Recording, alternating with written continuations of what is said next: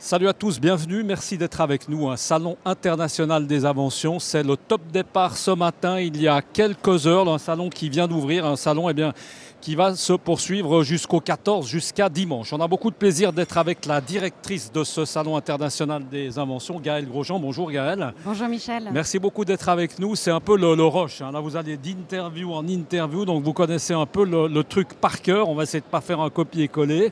Nous parler un peu de ce salon des inventions, Gaëlle. 47e édition. Dieu merci, vous n'étiez pas là à partir de la première. Ça fait maintenant un petit moment. Combien de temps que vous dirigez ce salon? Ça fait c'est la 3e édition qui est organisée sous la coupole de Palexpo. Alors, le salon, justement, on ne va pas refaire forcément tout l'historique. Depuis 3 ans, on sent quand même ça progresse en termes de chiffres. Cette année, plus ou moins 800 exposants, c'est ça, une quarantaine de pays. 825 exposants, 42 pays.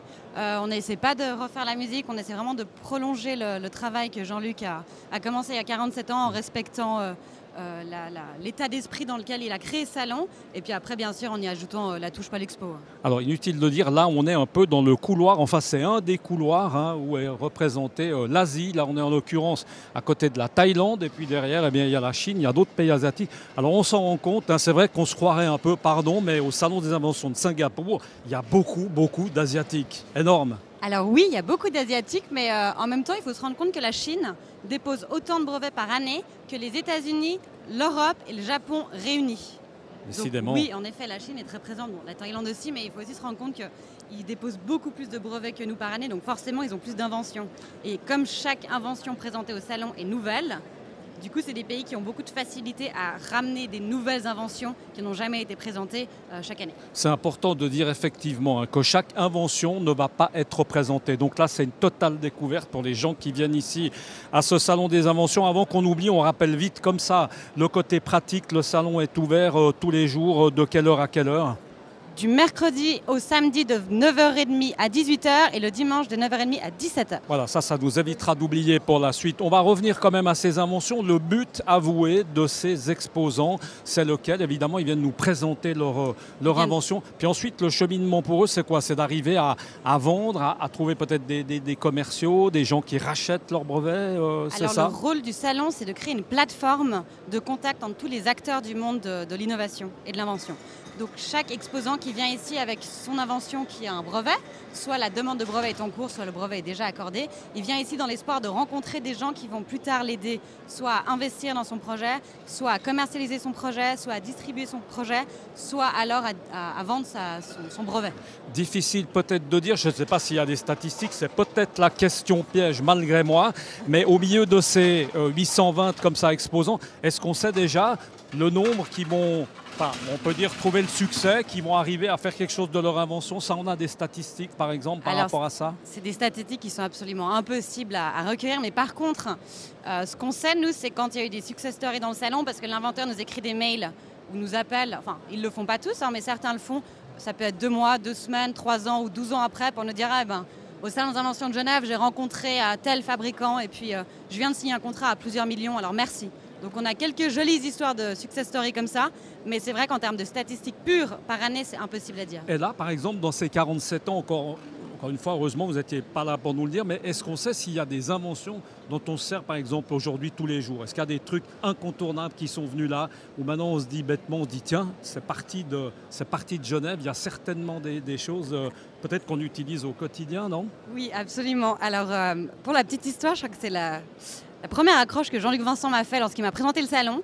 Il me semble qu'en 1982, où je n'étais pas encore née, il était présenté ici la girole, vous savez. Oui, bien sûr, pour le fromage comme ça. Et elle avait eu une médaille, elle avait été récompensée au Salon des inventions de Genève. Et puis aujourd'hui, en fin de compte, tout le monde s'en sert tous les jours. Qui n'a pas sa girole? Ça, c'est un exemple d'invention. Très pratique. Utilise, au quotidien. Très pratique. Nous, on va s'intéresser, on va se faire juste un petit tour rapide, évidemment. On ne va pas pouvoir arriver à faire les 820 inventions. Là, on va parler de cinéma. Bonjour, mademoiselle. Bonjour, merci d'être avec nous quelques instants. D'abord, comment est-ce que vous vous appelez? D'où venez-vous? Ça, c'est un peu basique. Oui, alors nous, on s'appelle We Are Cinema et puis on est basé principalement sur Zurich et en Suisse alémanique. Et en fait, c'est une start-up créée par de jeunes entrepreneurs et c'est les premières salles de cinéma en réalité virtuelle en Suisse. Alors, j'ai presque envie de dire, pardon, c'est un pavé dans la mare, est-ce que ça n'existait pas déjà? Il me semble que ces lunettes, je les ai déjà vues. Alors, qu'est-ce qu'il y a de nouveau? Quelle est l'invention? Tout à fait. Alors ces lunettes, bien sûr, on les a déjà vues.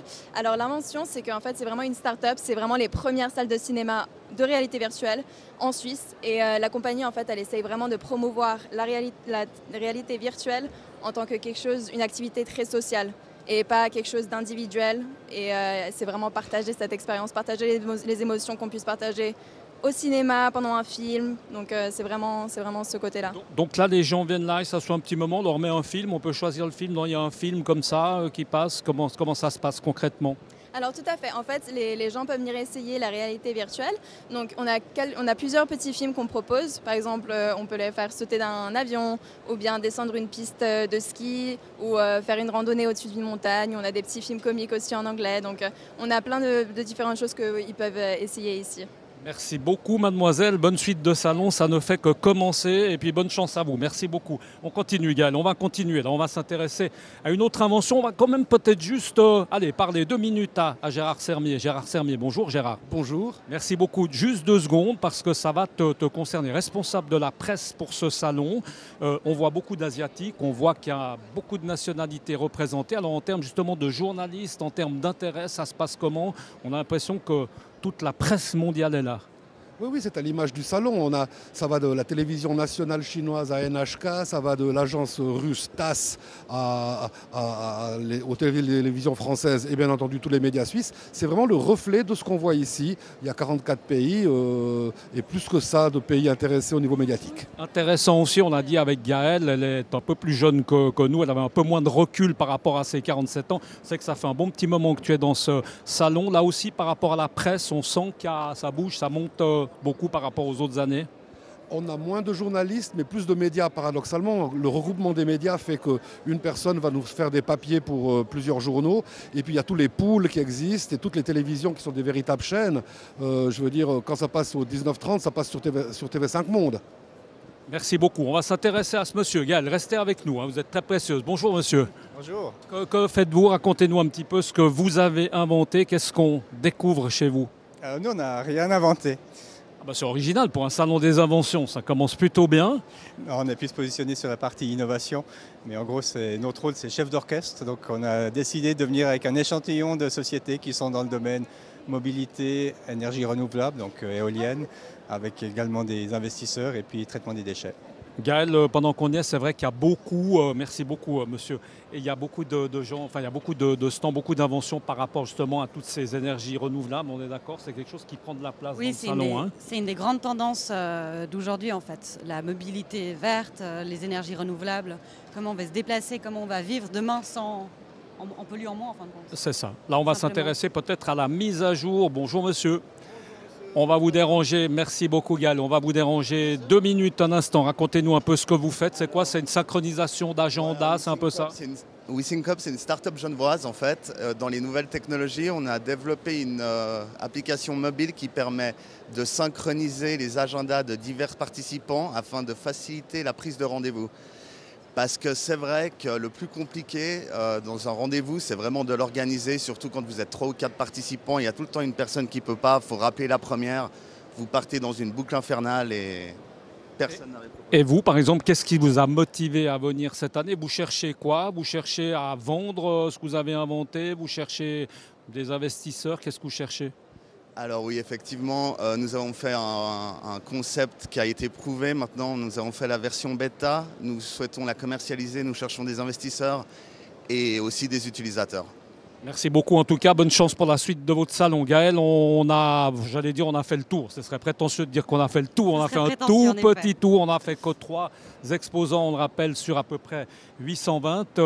Votre rôle comme directrice du salon, une fois que c'est parti comme ça, vous allez vous balader un peu dans les stands et garder des contacts. On retravaille déjà peut-être même pour l'année prochaine. Alors déjà, j'essaie d'apprécier chaque invention, ce qui prend pas mal de temps. Ensuite, effectivement, quand on travaille dans l'événementiel, il y a une grande partie qui est dédié à résoudre les petits problèmes qu'on peut rencontrer quand on a 825 exposants. Et puis après, c'est profiter du salon, le vivre, en profiter, faire des contacts, rencontrer ses inventeurs, discuter, échanger avec eux. Et puis bien cerner leurs besoins aussi pour être capable de toujours leur offrir quelque chose de sur mesure. Merci beaucoup Gaël. En tout cas, bonne chance à vous pour la suite du salon. On vous le rappelle, on était en direct de Palexpo dans la halle 7 précisément. C'est un salon à suivre jusqu'à dimanche. À très bientôt. Ciao.